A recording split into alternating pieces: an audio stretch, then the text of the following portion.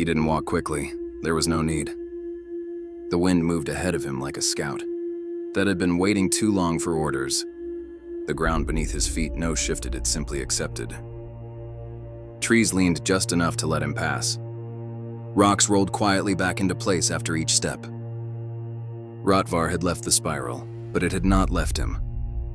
He carried nothing now, no bowl, no bow, no mark. Only a presence that changed the shape of the silence wherever he stood. Ahead, the land flattened, a wide basin of stone, cracked with age and shaped like a question, and at its center, embers. Not fire, not ashes, just ember glow, a heat that refused to leave. Long after its cause had, he approached slowly, kneeled, placed a hand on the stone. It pulsed once, then spoke not in sound, but in pull, the kind of draw that memory has on a name you've almost forgotten. He stood, and from the cracks in the basin, footsteps formed. Not his, dozens. Hundreds, outlined in soot and coal, some small, some limping. All headed in the same direction east. Rotvar followed. He walked until the sun no mattered, until the air began to smell like something watching. And just as the light began to fade, he saw it. Smoke, but no fire. Just thick gray breath rising from the trees, and beneath it a camp, small, silent, still. He stepped into the edge of it. No one sat by cold pits, heads bowed, weapons untouched, men and women. Old and young, all facing the same direction. Toward a central point where nothing stood. Just an empty place. Shaped like someone had been there once. And never left fully. One of them finally looked up, eyes wide, not with fear. With arrival. You're late, the man said softly. Rotvar nodded. Or you came too early, which is it? Rotvar stepped into the middle of the circle, sat down in the dust, and let the silence answer for him. They sat in stillness, all of them. Not like soldiers at rest, nor villagers at prayer. They sat the way ash settles once aflame, now waiting for the reason it burned. Rotvar looked around the circle. None bore spiral marks, but all bore something heavier absence. In their eyes, a softness stripped of hope. In their hands, old tools, ropes, broken blades, stone bowls stained with soot. These people had not forgotten. They had been left behind by remembering. A woman with a deep scar across her throat leaned forward, pointed to the empty center. He stood there. Rotvar didn't speak. He said nothing, and we listened, whispered someone else. For how long? Rotvar asked. No one answered. They didn't know. Or maybe they were afraid to measure it, to quantify. How long you can wait for a voice to speak, and still pretend it was never silence. The dust shifted, just slightly, and in the center of the circle, where no one dared sit, a shape began to return, a faint outline. Feet first, then shadow of legs, then ribs, spine, arms, head. No flesh. No face, just presence, a phantom of posture, the same man they had waited for. But not real, not anymore. We see him only when one like you arrives, said the scarred woman. And what does he do? Nothing. Rotvar stood, walked to the shape. It didn't move, didn't flicker. But as he approached, it began to hum low, bone deep, a sound with no source but your own breath remembering where it once broke. He reached toward the shape, and suddenly, he saw, not just him, but the last man who stood there, and the one before him, and the one before that. Each one silent, each one waiting to speak, and each one before they vanished, had left behind only posture, because they had said nothing, and everything they carried died with them. Rotvar stepped into the shape, and it vanished. The people gasped, not from fear, from recognition. He walked the same way, said the boy. But he didn't turn around, said the woman. And you? Someone whispered. Rotvar looked back at them. I will. He turned, faced them, and for the first time since they arrived in the clearing, they breathed differently. They didn't know what to do. He had turned around. None of the others ever had. Not the man before, not the shadowed one. not the silent walkers whose backs became myth. The boy rose to his feet first, slow, cautious, as if expecting punishment from the sky for meeting the gaze of a figure meant to leave. Then the others followed, one by one. No words, only footsteps and breath. They stood around Rotvar now, not kneeling, not bowing, not weeping. Just present. And for the first time, the silence didn't hang heavy. It waited. Rotvar looked at each of them. No spiral, no mark. But something deeper. The shape of people built from delay. The scarred woman stepped closer. You aren't him. No, but he's in you. He didn't deny it, because it was true. The shape of the shadow he stepped into had settled inside his spine. Not possession, inheritance. He raised his hand. The quiver on his back, though still empty, thrummed softly as if hearing breath around it for the first time. He turned his palm upward, and from the air above it, heat, a flicker, then a flame, small, blue, cold. It hovered above his skin like a wound that no longer hurt, but remembered where it had been made. Gasps rippled through the crowd, not fear, recognition. That fire, said the woman, it only lit for him. Then he didn't carry it far enough, Rotvar replied. He lowered his hand. The flame followed, took shape, and burned downward into the soil.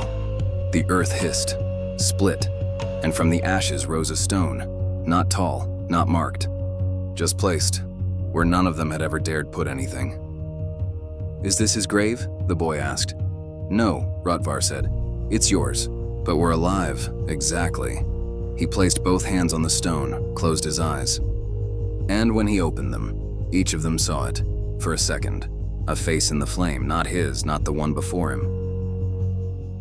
Just a possibility, one none of them had ever met, but had always carried like a hunger behind the teeth. Will you leave? The woman asked. No. Will you stay? No. A pause. Then what? Rotvar stood. You'll walk until you follow. Rotvar walked into a forest that had already forgotten its own name. The trees were tall but not alive. Their trunks were smooth as bone. Their leaves blackened, not by flame but by removal of memory.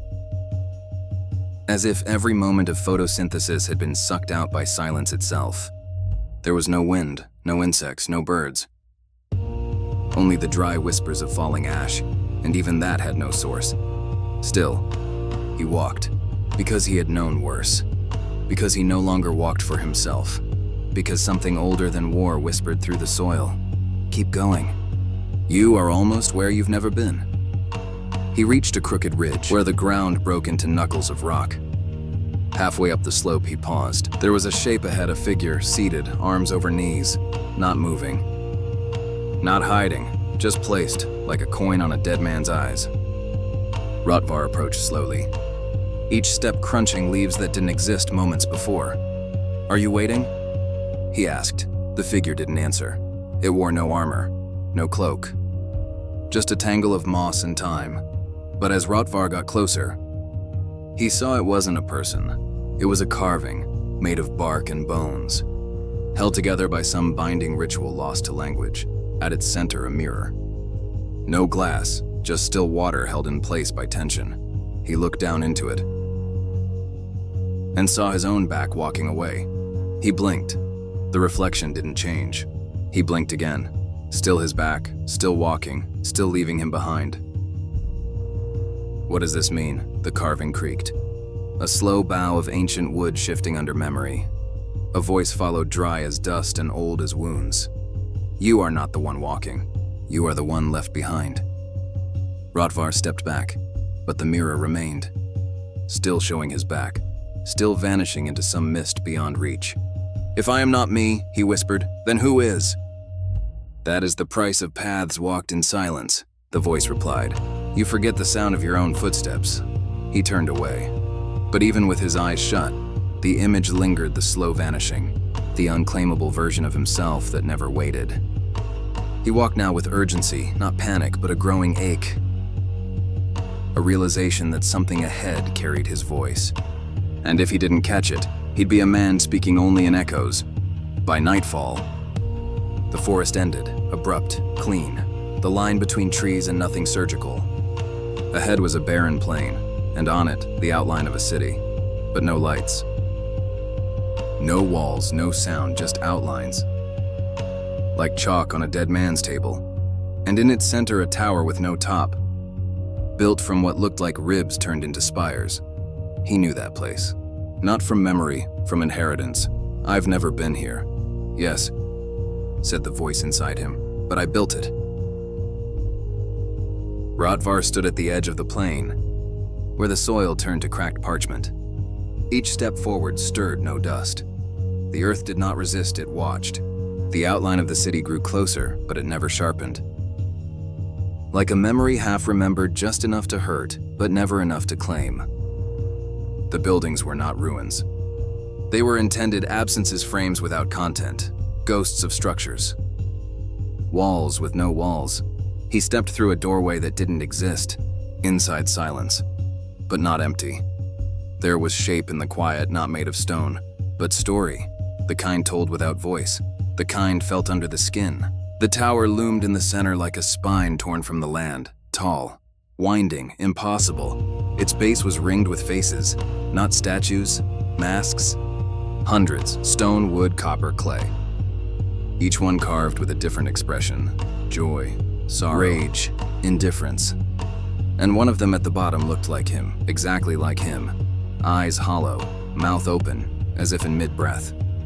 He touched it. The mask was cold, too cold, then suddenly hot, then cold again. The metal shifted beneath his fingers, and a voice whispered not from the mask, but from the space between it and the wall. You've warned me before. I never remember, Rotvar replied. That's how I know it was you. He didn't flinch, not anymore. This place was not for flinching, it was for becoming. He moved up the tower. Stairs formed beneath his feet only when he lifted them. The walls pulsed with old chants, wordless, voiceless, but meaningful. Not from priests, from builders. Hands that stacked grief like bricks and poured regret into the mortar.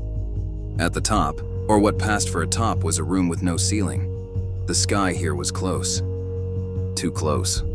He reached up and his fingers disappeared, vanished into the atmosphere. He could feel warmth, then cold, then warmth again. But he pulled back. Because he knew the trap, this was not the sky. This was a memory of ascent, a lie of transcendence. A loop designed to keep seekers from turning around. He turned, faced the doorway behind him, and for the first time in the entire tower, something shimmered.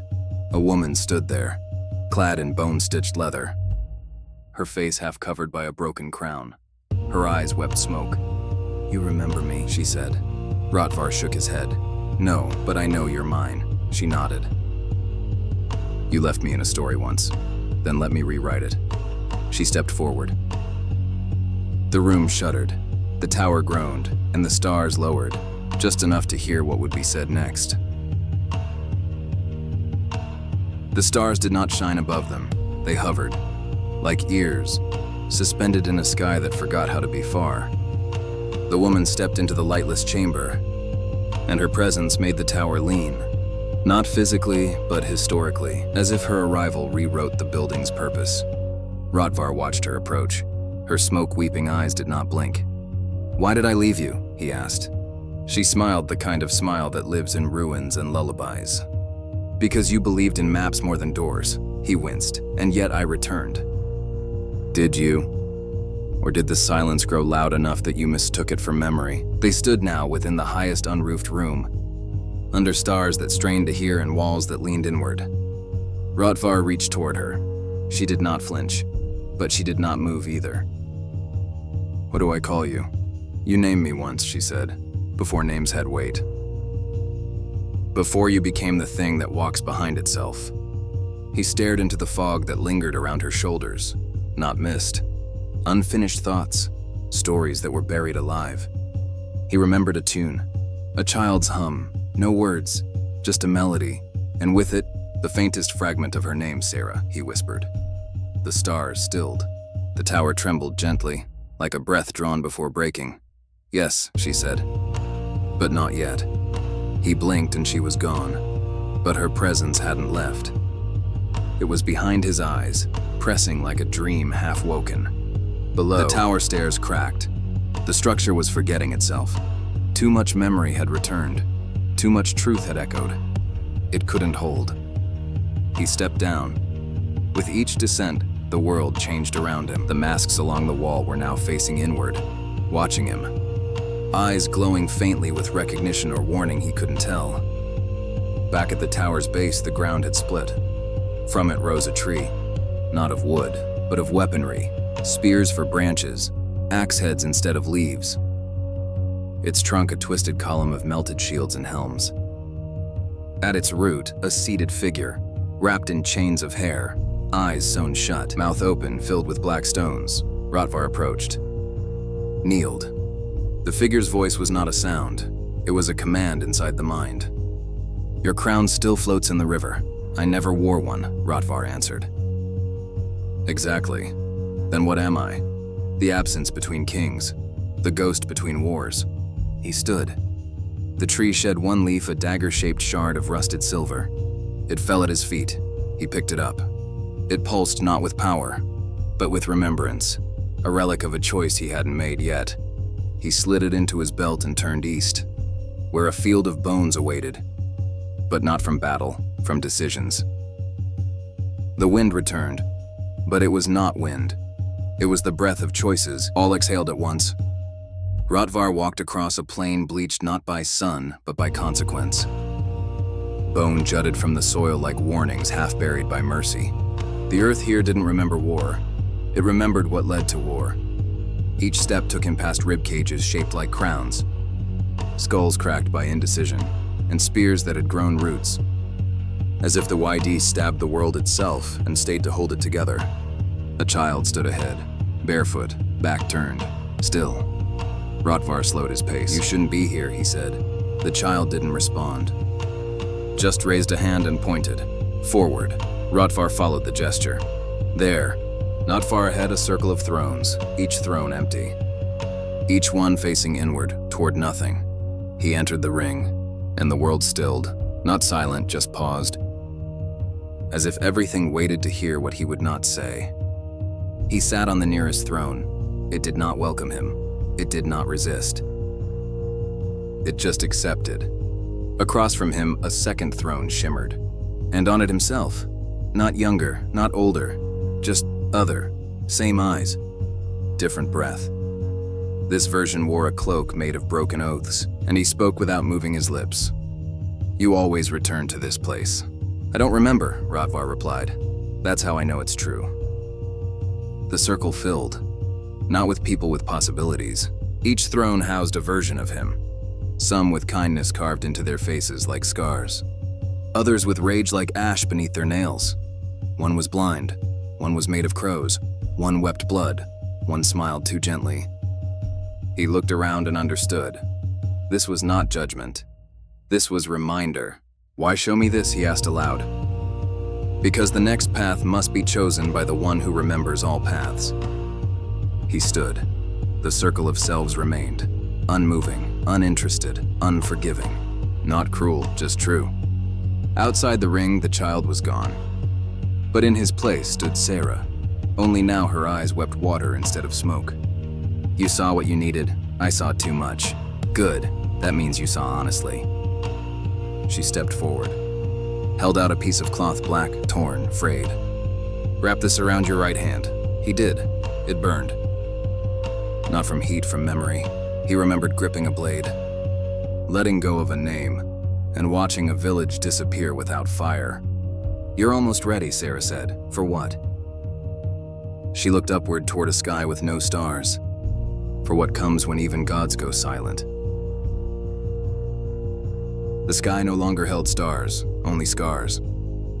Slashes of white where light used to live. Cracks in the firmament, bleeding faint glimmers that didn't reach the ground. Rotvar stood beneath it, his right hand wrapped in burning cloth, his left holding the dagger leaf gifted by the tree. Behind him, the thrones faded, not vanished, absorbed. Now they lived in his back. Every choice he had made, every path not taken. Stitched like a second spine. Seyra walked beside him. No footprints, no questions, just presence.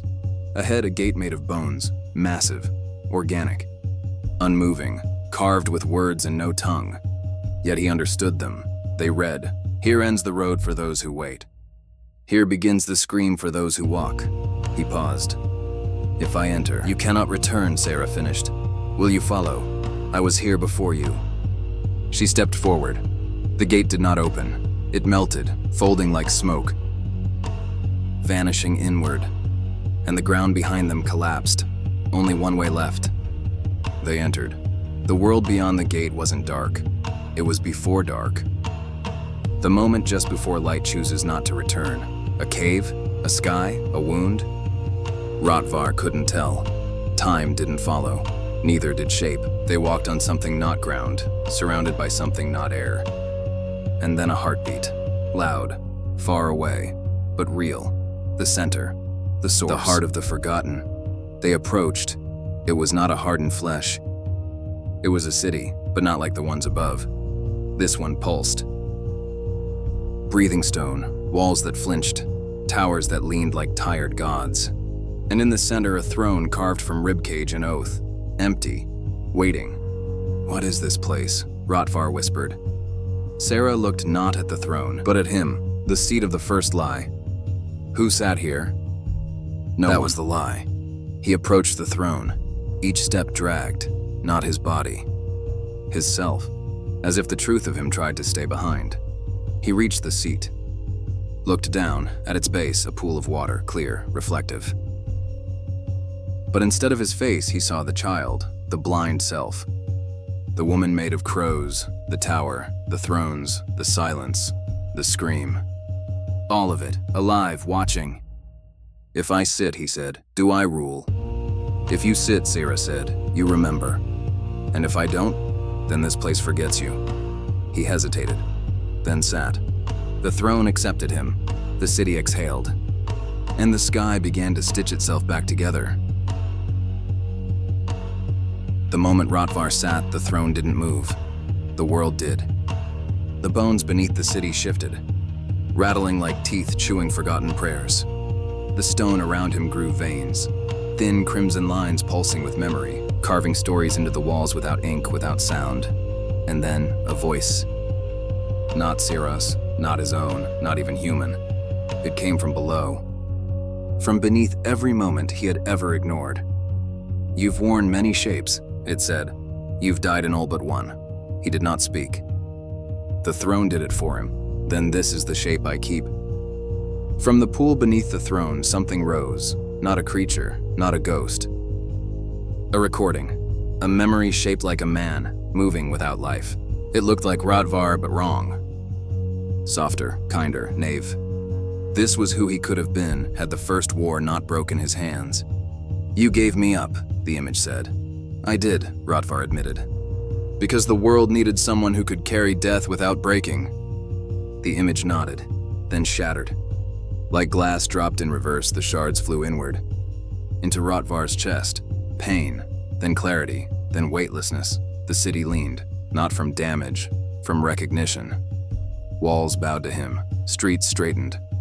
Gates unlocked, and Seyra stood still, watching him from the shadow of a memory she refused to name. "What do I become now?" he asked. She approached, touched his shoulder. "Now you stop becoming. Now you are." He stood from the throne, and it cracked. A hairline fracture, small and unassuming, but it sang.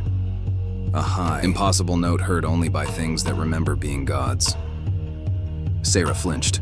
"What did you do?" "I claimed nothing," Rotvar said. That's why it broke. The city began to fade, not collapse, ascend. Its stones turning to smoke, its towers unraveling into song. They walked toward the edge of what remained. There, at the border between was and might have been, stood a new gate. This one not of bone, of light, still, closed, waiting. "You can't return with me," Rotvar said. Seyra smiled. "I was never meant to leave." He hesitated. "Were you ever real?" "I was the part of you that never stopped listening." He stepped through the light and fell upward, into a sky that no longer scarred, but whispered. The sky that welcomed him was not the one he left. It was too quiet, Not the hush of reverence, the hush of absence. As if the world had held its breath for so long, it forgot how to exhale. Rotvar drifted down, though he felt no wind. His feet touched earth that had not known feet in centuries. Black, cracked, still warm from the dying of some ancient, invisible sun. Above him, no birds. No clouds, just a pale arc, a crescent that never waned. Locked in place like a memory nailed to the heavens. He was alone, but not unobserved. In the distance, ruins. Familiar, yet wrong. Stone arches half-eaten by moss shaped like runes. Walls built by hands that believed in things long dead. As he walked, the silence thickened. It did not resist him, it followed him. Each step sounded like betrayal, each breath felt borrowed, and then a sound. Faint, unnatural, a whistle, like metal scraping on memory. He turned. A figure emerged. Not Seyra, not Shadow, something new. Something wearing his armor. It looked like him, but again too clean. No scars, no burn on the right palm. No weight in the shoulders. You've returned, it said. Rotvar stared. From where? From forgetting, the echo replied. You sat on the throne. You wore the silence, and you? In what you left behind, the man before the first oath. Then you're no longer me. The echo smiled soft, sad. Then why do I still feel everything you do? They stood across a field of stone bones. Once a battleground, now a graveyard so old even the ghosts had moved on. The echo stepped closer. Do you remember the Ash War? Rotvar flinched. The name pulled pain like fish on a line. It wasn't called that then. No, it had no name, just loss. The echo's eyes shimmered. I need to show you something. Rotvar didn't move. I'm not ready, you were never meant to be. But the world doesn't wait for ready men, only for returning ones. He followed. The path led to a chasm deep and wide, but not endless. A scar in the land. Below, ash shifted. Not from wind, but from breath. Something alive slept beneath, and the echo raised his hand. The ash parted. And Rotvar saw it. A city, not like the one beneath the thrones. This one was burned into the earth. Its spires made from bone fused with blackened steel. Its streets still glowed faintly, not with fire, with memory. And in the center a statue, of a child, holding a blade far too large. The inscription, the last one who believed we wouldn't burn. Rotvar's voice cracked. I knew him. The echo nodded. You were him. Rotvar dropped to his knees. The world spun. Not from vertigo, from recollection. He saw the faces again, those he'd buried in silence. The hands he couldn't save. The screams he silenced because the war demanded quiet. He had forgotten the boy he used to be. The one who thought survival didn't have to cost so much. Why show me this? Because you need to remember the fire before you fight the cold. Rotvar stood slowly. The cold is coming? The echo tilted his head. No, it's already here. It's just been wearing your skin. And with that, the echo faded. Not like Shadow, like smoke from a fire finally willing to rest. Rotvar turned back to the ruins, but now they weren't ruins, they were waiting. And he walked toward them with something new in his stride. Not fear, not hope, remembrance. The ruins accepted him, not with joy, not with malice. Just inevitability the way cliffs accept wind. Or old gods accept being forgotten. He stepped beneath a fractured arch. It was once a temple. To what, he couldn't say. The stones bore no names, just indentations. As if symbols had been scraped off with rage or shame. In the center, a pedestal. On it, nothing. But when Rotvar looked long enough, he saw shapes in the dust outlines of something once sacred, now lost. It looked like a blade, or a book, or a child's handprint. He didn't know. And that disturbed him more than if it had been empty. He moved deeper into the ruins, the silence no longer still. It throbbed now in rhythm, as if the place was breathing. Every step landed on secrets. Every shadow held a whisper. Somewhere far beneath, water dripped, but there were no wells, no rivers. Just echoes learning to impersonate memory. A stairwell waited, spiraling downward, its steps uneven. As if built by different generations, some tall, some hurried, some broken, he descended. Each turn unwrapped another layer of a life he had buried. Whispers followed him. This is where you lost your brother. This is where you chose the war. This is where she stopped waiting. He didn't look back. If he did, he knew he wouldn't be alone. Because parts of him had never left. At the bottom, a door. No handle. Just a circle carved into the stone, blood-dark, sunken, ancient. He touched it, and the door didn't open. The wall breathed in and swallowed him. He fell. Not fast, not far. Just deep into something that didn't obey gravity, only remorse. He landed on stone, cold but not lifeless. There before him, a hall, endless. Its ceiling too high to see, its sides lined with mirrors, each one reflecting not what was but what could have been. Rotvar approached the first. He saw himself younger, laughing, holding a child. Behind him, no war, no scars, only sunlight. He turned to the next. Him again, this time a tyrant, draped in gold and blood, his eyes cold with winning. Another. Him as a corpse, face down in mud, nameless. Another.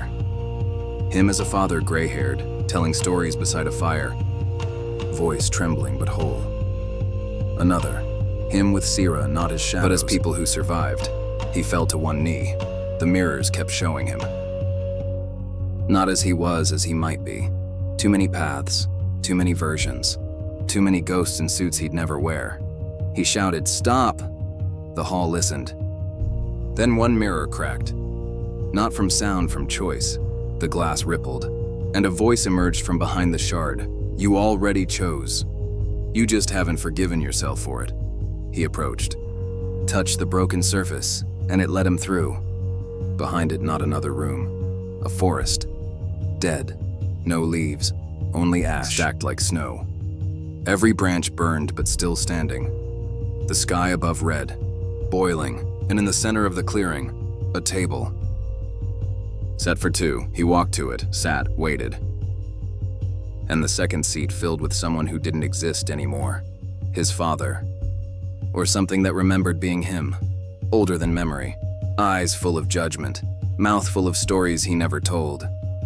"You made it far," the figure said. Rotvar couldn't speak. His throat locked behind years of unspoken grief. The figure raised a cup. "You didn't become me. That alone is a victory.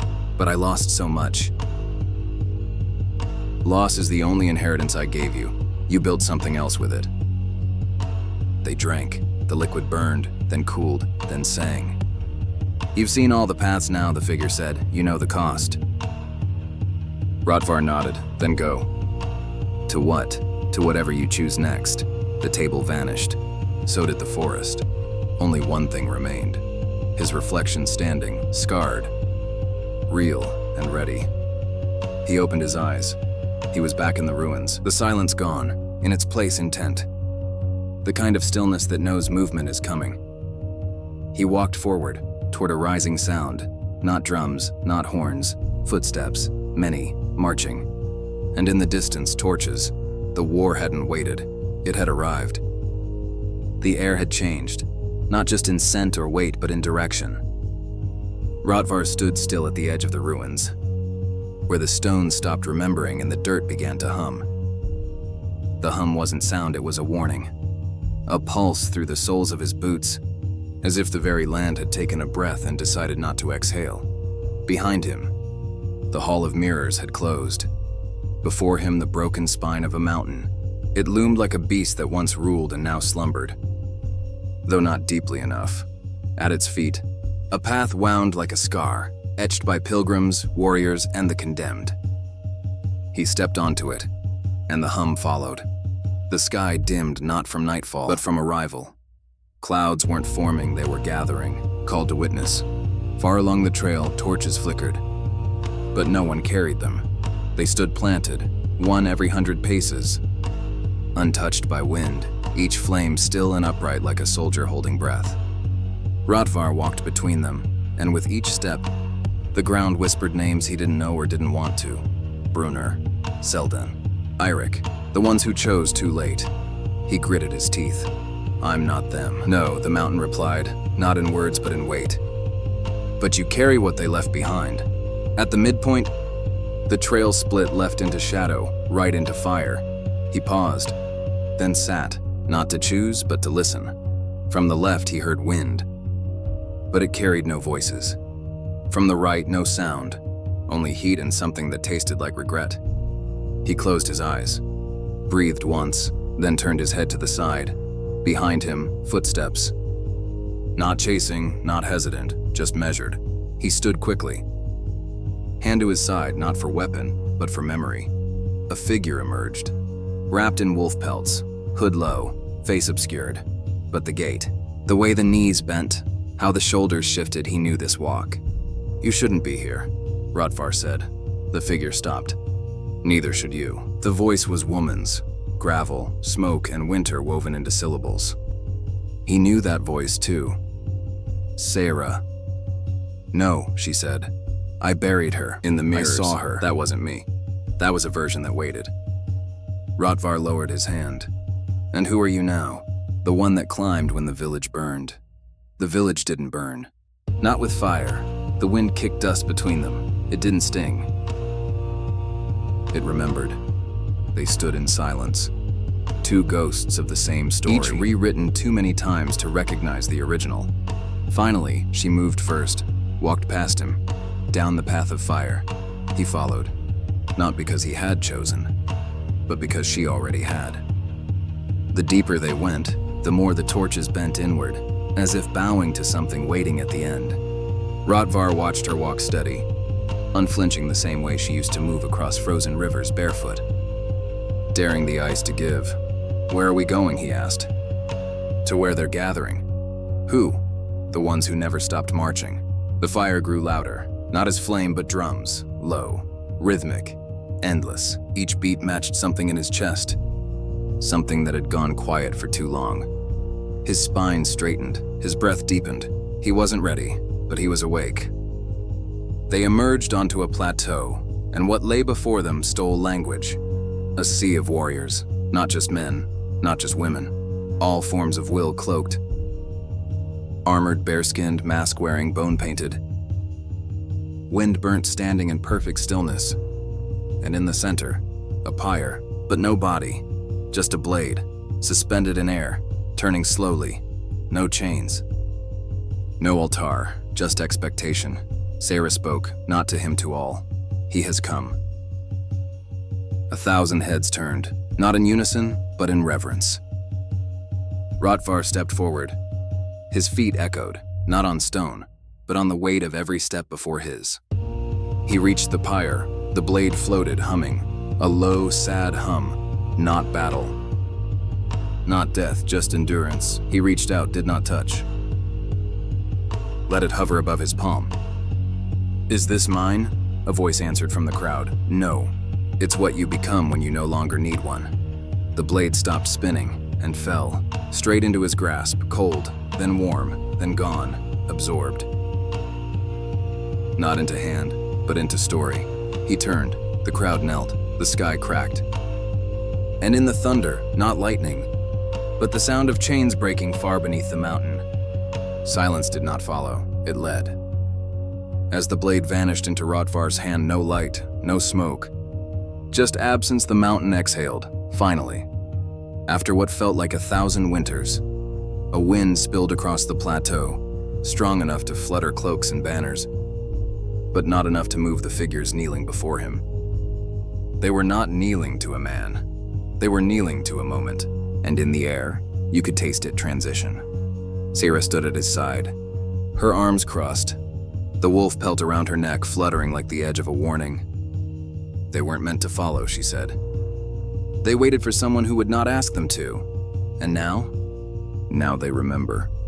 She turned her face toward the sky, where the clouds were no longer clouds but watchers.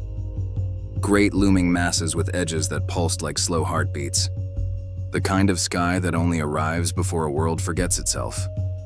The drumming had stopped, but in its place breath, hundreds, thousands of synchronized inhales, a ritual without words, an oath without sound, and Rotvar felt his lungs match theirs, not by command, but by resonance. They were not warriors returning from war. They were souls still walking toward it. A figure stepped forward from the mass, not tall, not armored, a boy. No older than 12. His skin was dark with ash, eyes pale like old frost. And a single horn was tied to his back with strips of leather. He carried no blade, but every step sounded like one. He approached Rotvar and held out his hands, nothing in them. Yet everything passed between them in that gesture. Rotvar dropped to one knee, mirroring the child. "What is your name?" The boy said nothing. But behind him, every voice answered at once, not loud, but in a single unified whisper, "Yrenn." Rotvar blinked. He had heard that name, long ago. It was the name scrawled on the broken spear he found near the drowned tree. It was the name whispered by the woman in the woods when she lost her tongue. It was the name carved into the cave wall he once mistook for meaningless etchings. Yrenn, not a boy, a symbol, a tether. Rotvar stood again. "Why is he here?" Seyra answered without looking. "Because no one else returned from the lower pass." What happened there? The river rebelled. The road folded. The voices returned. But he kept walking. Alone? Not quite. He carried their silence with him. The crowd parted. Another figure appeared. Old, bent, blindfolded. The mask on her face was made of bark, veins of sap running down like tears. She walked with a staff made of ironwood and saltbone. At her side, two shadows moved, not people, remnants, thin silhouettes that shimmered like smoke in lantern light. She spoke, and it was not a voice but a scratching like flint against ice. "He brings the song, you bring the end. Together, the path splits in three." Rotvar narrowed his eyes. "I don't understand." "That is why it's you." She turned to the boy. "Play." Yrenn untied the horn from his back. It was cracked, blackened, older than it should have been. He raised it to his lips, and when he blew, no sound. But the world shifted. The stone beneath them turned soft. The air thickened like water. And the sky turned inward, like an eye dilating at the sight of truth. 3 lights appeared above the crowd, each a different color. One red flickering like flame caught in a jar. One white cold, clean, sharp like a blade of first snow. One black, not absence, but invitation. The horn fell from Yrenn's hand, and a voice spoke, from beneath them all. "Choose." It wasn't a demand. It wasn't even for Rotvar alone. It was for all present, and yet every face turned toward him.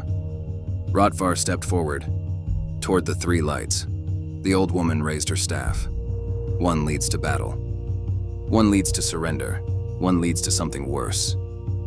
"Which is which?" he asked. She said nothing. Instead, Seyra placed her hand on his shoulder. "Don't choose for us. Choose for you." Rotvar looked at the lights. They didn't hover, they waited. He closed his eyes. "Let the wind speak. Let the mountain remember. Let the fire that once slept in his bones twitch awake." He pointed, not to the brightest, not to the safest, but to the one that felt like walking into memory with eyes wide open.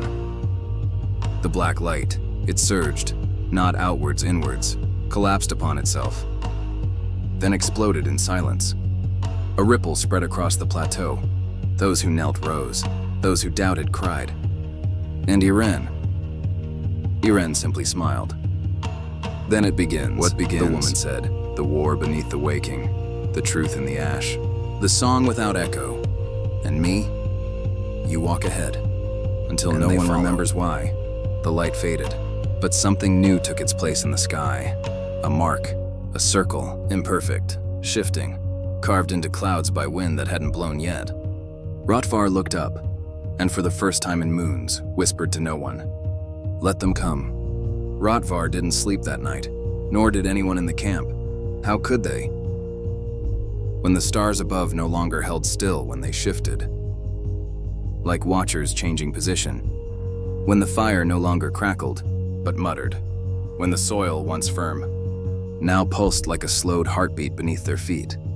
He sat alone on a stone, sharpening a blade he hadn't used in weeks. Not because he needed it sharp, but because motion was all that stood between him and the unraveling. Behind him, the wind whispered names he did not recognize, or perhaps had forgotten. and somewhere far in the dark, something was breathing. Seyra approached, slow and deliberate. "The boy hasn't spoken since the light. Does he need to?" Rotvar asked. "No, that's what makes it worse." She crouched beside him, throwing a bone into the fire. "You're bleeding," she said. Rotvar looked down. A line of red across his palm. He hadn't even noticed. "It's not mine," he said quietly. They both fell silent. The fire rose briefly, revealing for an instant the shadows on the trees around them. Not branches, not bark, figures bound by rope fused to trunks. Mouths open as if mid-scream, some upside down, some clawing at their own chests. The forest had become a gallery of frozen agony. Seyra saw it too. "This wasn't here yesterday." "No," Rotvar whispered, "but they were." He stood and began to walk slow, deliberate, blade in hand. The trees groaned in the wind. Somewhere above, an owl cried out, but it wasn't an owl. The pitch was wrong. The rhythm, too human. Seyra followed, as did Yrenn, who moved like smoke. They stepped into a clearing.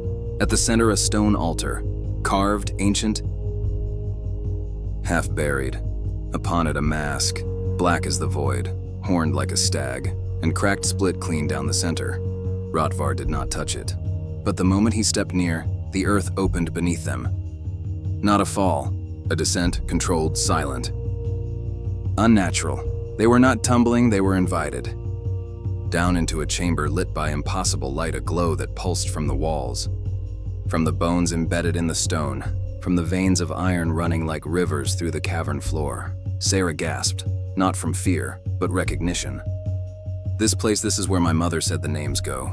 "Which names?" "The ones no one remembers. The ones not written in any bloodline. The ones we try to bury but never leave." Yrenn stepped forward. In his hands, the horn. He held it high, and for a brief second, the chamber listened. Rotvar felt it in his teeth, not a sound, but a pull. Every bone in his body told him to turn around, but his soul leaned forward. They followed the horn deeper. The path twisted, lined with carvings that moved when you didn't watch them. Scenes of war, of drowning, of birth through teeth and breath through stone. At the end of the path, a doorway, but not built, grown. Vines formed the arch. Bark formed the threshold, and at the center, a single word, written in a script none of them had learned, but all understood. "Return." Rotvar reached for it, and the moment he did, the forest above them screamed. Not metaphor. 1,000 voices in unison. Cries, wails, laughter, all at once. Seyra fell to her knees, clutching her ears. Yrenn simply watched, eyes glowing. Rotvar pushed forward, through the door, and found himself in the village. But not the village as he left it. Everything was wrong. The huts were twisted. The sky was upside-down stars beneath his feet. Grass above his head. The people walked backwards, spoke without mouths, and wept without eyes. Children with animal heads, elders with infant voices, and the well in the center, once dry, now overflowed with ash. A version of home rewritten by grief. And in the center stood a man, wearing the mask. His voice came from under the ground. "You chose the black light. I did. Then you chose me." Rotvar stepped forward. "Who are you?" The mask tilted. "I am who you buried. I am what you forgot. I am the blade behind your crown." The wind twisted and the sky cracked, not thunder, but memory breaking. The villagers turned. Their faces were his. All of them, different ages. Different wounds, all Rotvar. And they chanted, "Return, return, return." Seyra stumbled through the doorway behind him, grabbing his shoulder. "You can't stay here. Am not. You're listening." "I always have." He stepped into the center, into the well of ash. The masked man extended his hand. Rotvar reached, and the moment they touched, everything burned, but it wasn't flame. It was removal of lies, of weight, of names not his own. He screamed, and for once, it echoed upward through the ground, through the trees, into the real sky. Where above, a new star was born. He collapsed, breathed, and when he opened his eyes, The forest was silent. The mask lay broken beside him. The others stood, unchanged. But he was not. "What did you see?" Seyra asked. Rotvar stood, straightened, and without turning, whispered the teeth of the forest, and they smiled. The earth had settled, but silence did not bring peace. Rotvar emerged from the well of ash, changed not, merely in the way a man bears a scar, but in the way a tree remembers lightning. He stood taller now, though he had not grown. There was weight behind his eyes that pulled the gaze of anyone who dared meet it. Seyra did not speak. Yrenn merely observed. All three returned through the grown doorway, which now pulsed faintly with veins of golden sap. The vines, once rigid, quivered as they passed, not as warning, as farewell. Back in the chamber, the horn had vanished. In its place was a cradle, carved from root and antler, and within it a lump of obsidian,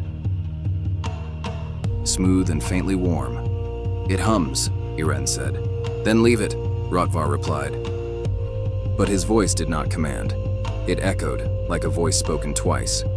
They rose through the shaft as if borne by breath, not gravity. The surface greeted them with cold and emptiness. The camp was gone. No tents. No ashes, no trail, only snow. Seyra dropped to her knees and began clawing through it. Nothing. "We were only gone an hour," she muttered. But her voice trembled. Not from fear. From recognition. "We weren't gone," Yrenn said. "The world was." Rotvar took a step forward, toward where the fire had once been. Beneath his foot, something cracked. He knelt. A piece of wood, carved, from the edge of a chair's own, the one he sat upon the night before. Only now it was rotted, as if left out through years. The snow had not merely fallen. It had buried time, and time had not passed evenly. "This is not our land anymore," Seyra said. "It never was," Rotvar replied. He turned toward the forest. The trees had changed. Taller. Their trunks moved ever so slightly, bending into shapes impossible for living wood. Faces emerged where none should be. Eyes half carved, half formed, as if the bark had begun dreaming of watching. "We walk forward," Rotvar said. "To what? To whatever didn't wait." They traveled for hours. The sky did not shift, the sun did not rise, but light existed, diffused and directionless like the glow inside a shell. As they moved deeper, they found traces, but not of their people, of something older. Stone slabs carved with symbols none of them could read, but all of them felt. Bones, large, not human, stacked into circles, and songs, carved into air. Not sung, carved. The wind carried them, notes without melody, words without language. Yrenn trembled. Seyra bled from the ears. Rotvar merely listened. "This forest remembers the gods," he said. "But not with worship." With what then? With grief. They reached below it a village. Not theirs, but familiar. Its layout was identical. Its buildings mirrored their home, but it was burning and frozen at once. Flames moved in slow motion. Ice shimmered over rooftops. People or things wearing the shape of people stood motionless. Eyes locked on the ridge. One turned and smiled. It had Rotvar's face. But the eyes, they were pits. Deep, endless, whispering. "You brought the name," it said. "Now the land remembers." The figure raised its hand. So did all others. A wall of mirrors. A wave of selves. A memory-turned weapon. Seyra screamed. Yrenn collapsed. Rotvar stepped forward, then let it remember. Let it choke. He drew the blade he'd sharpened in silence. The earth rumbled, and the ridge collapsed. They fell into the village of mirrors. They stood before the well, and the sky within it did not reflect it called. Stars shimmered not as distant fires, but as watching eyes. Constellations flickered and changed, forming runes and names Rotvar had not uttered since his boyhood. Each shimmer pulsed like breath, like thought. Seyra approached it first, her feet silent on the frost-laced stone. She leaned, gazed into the abyss. A tear rolled down her cheek, not from sorrow but from recognition. "This is where I was born," she whispered. "You were born in the village." Yrenn said. "Not the body," she replied, "the song." She reached down and her hand passed through the light. It shimmered around her wrist, wrapping it in silver like memory-made metal. When she pulled back, her palm bore a sigil, a spiral of flame and feather. "Now it knows me," she said.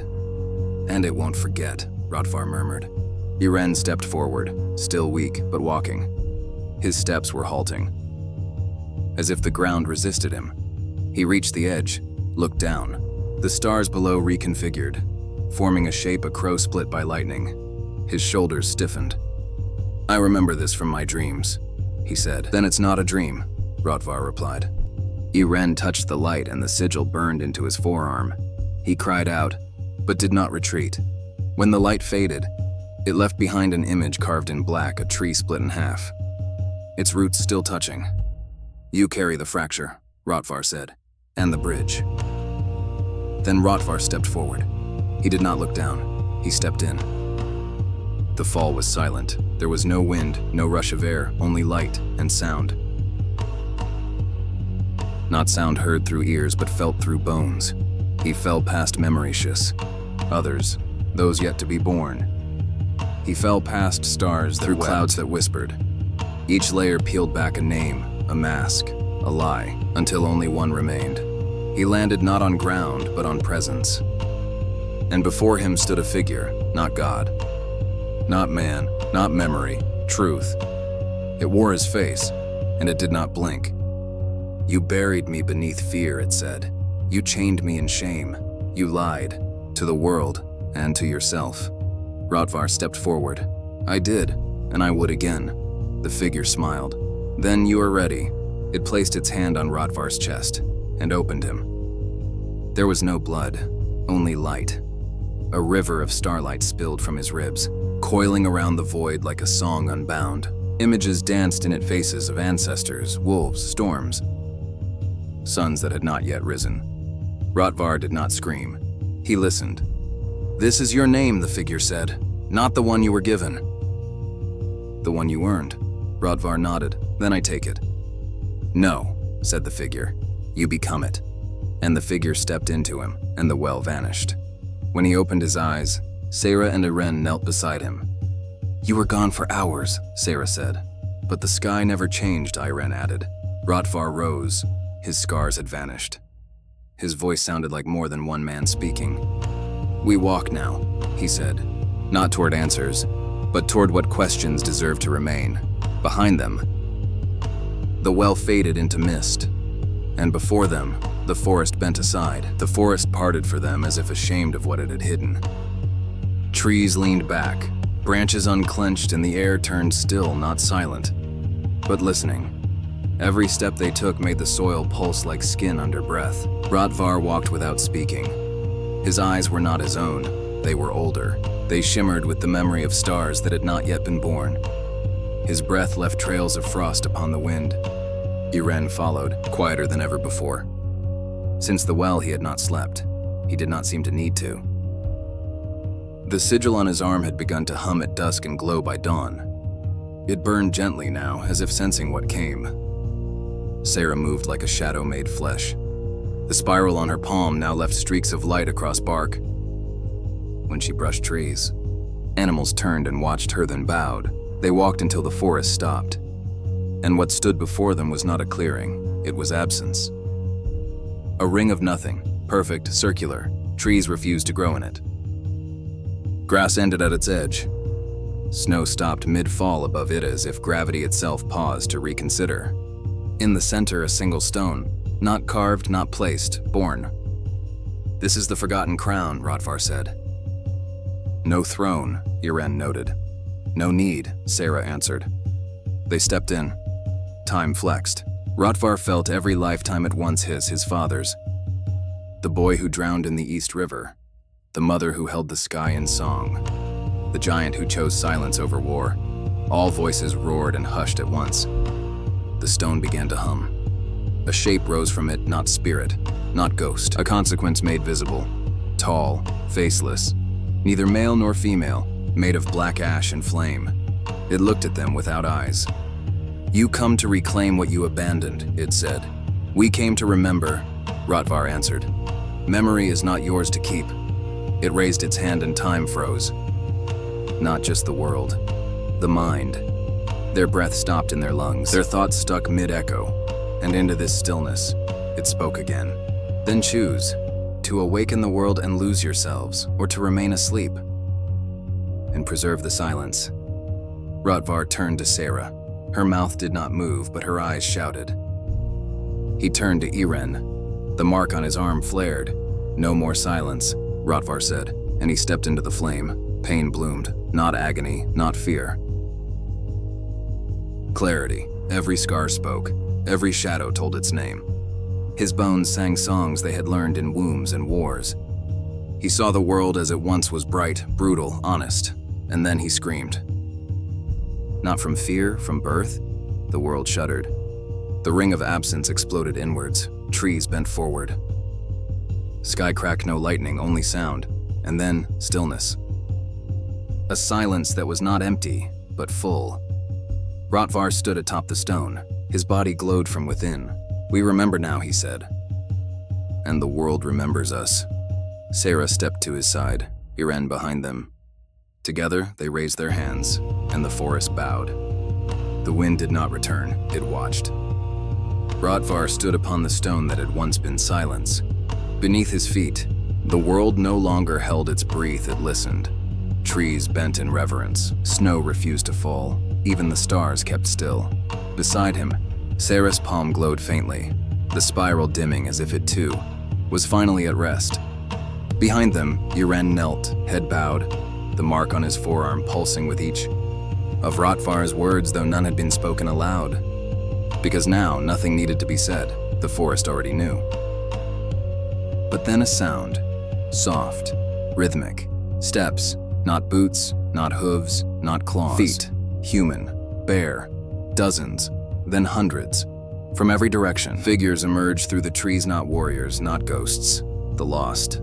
Those forgotten by time, by gods, by war. Children without names, elders who had outlived memory. Hunters turned to stone and dreamers turned to salt. All returned. All walked toward the stone, and every one of them carried a mark spirals. Cracks, runes burned into skin and song. They came not for judgment. They came to join. Rotvar descended the stone. He did not speak. He knelt. And so did they. 1,000 knees met soil. 1,000 breaths aligned. And in the center of that silence, the world moved. A shape took form in the sky, not cloud, not fire, a glyph, a circle within a circle, split by a line that did not divide, but balanced. Yrenn looked up, eyes wide. What is it? Seyra whispered. A name. Whose? Ours. The sky opened, not with light, but memory. Images poured from it, flooding the minds of all present. A boy kneeling by his drowned brother. A girl burying a wolf with her bare hands. A village singing as it burned. A blade passed from hand to hand, never drawn. A tree that bloomed only for the dead. And then, all of them. Together. One thread, one spiral, one name. Rotvar, not as a man. As a path. The light faded. The sky returned. The forest remained. But everything had changed. The silence was no longer hollow. It was full. A container. A promise. A song. Rotvar opened his eyes. It's done, Seyra said. No, it's begun. He turned and walked toward the edge of the gathering. And the people rose and followed. A new tribe. A new story. A world no longer dreaming, but awake.